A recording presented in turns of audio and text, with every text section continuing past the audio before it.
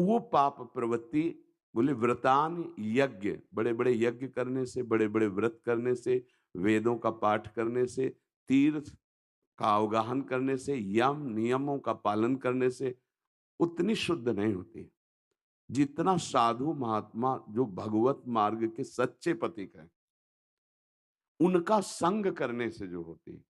भजन न होई संग बिनु, और भजन बिना नहीं प्रेम। बिना भजनानंदी महात्माओं के संग के भजन नहीं हो सकता। तो भगवान ने कहा व्रतांश यज्ञ छंदांश तीर्था नियमा यमा यथा वरुणेत सत्संगा। जो सत्संगी मतलब जो सत का चिंतन करते हैं। सत्संगी कौन है? जो इस शरीर का चिंतन करता है वो असत्संगी है। जो इस शरीर को चैतन्य प्रकाशित कर रहा है, सबकर परम प्रकाशक हुई, वो सत है। चाहे उसे आप परमात्मा कहो, चाहे उसे आप आत्मा कहो, वो घट घट जो व्यापी तत्व है, जो नाम देना चाहो, उसका जो चिंतन कर रहा है जितने सेकंड उतने सेकंड सत्संग हो रहा है। इसके अलावा सब असत्संग है। शरीर का चिंतन, भोगों का चिंतन, व्यवहार का चिंतन। अब ये बात हमें संत के ही संग से तो पता चली। तो कह रहे हैं, सत्संग सर्व संगों का त्याग करा देने वाला। अगर हमारे अंदर भोगों का चिंतन, भोगों में सुख बुद्धि बनी रही तो नाम जप में मन लगेगा नहीं। नाम जप में मन लगाने के लिए हमको पहले भोगों के प्रति जो आकर्षण बुद्धि उसका सुधार करना पड़ेगा। किस भोग में सुख है विचार करके देखने से सुधार होता है। किस भोग में सुख है?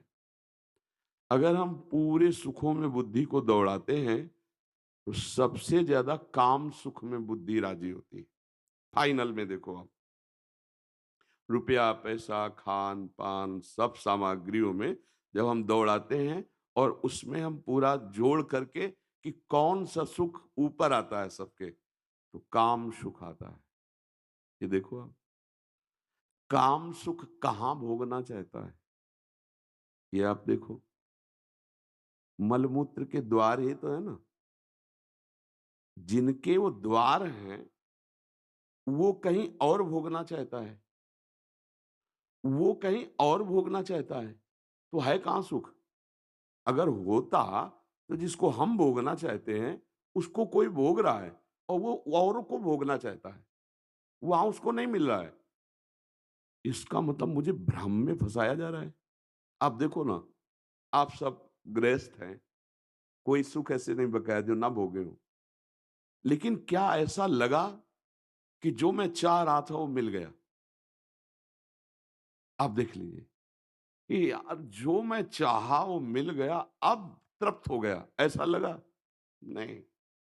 खूब प्रयासरत हो भोगों में, सुख पाने की लालसा से, पर पूरा जीवन चला जाता है और सुख नहीं मिलता है।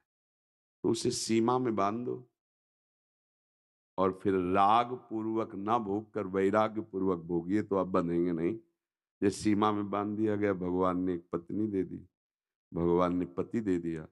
अब एक सीमा में आ जाओ, दूसरे की तरफ आंख उठाना बंद करो, दूसरे की तरफ वृत्ति ले जाना बंद करो। अगर आपको कुछ ही समय में अंदर से घृणा ना हो जाए तो हमें बताना, यार बहुत हो गया, कुछ नहीं मिल रहा। तभी सीमा में बांधा गया है। क्योंकि सीमा में ना बंधने पर मन हमको भ्रमित करता रहता है कि इसमें तो नहीं है, जो हमारे पास है उसमें सुख है, इस अवस्था वाले शरीर में नहीं, इस अवस्था वाले में। और वो आखिरकार वो ऐसे पाप करा देता है कि अगर ना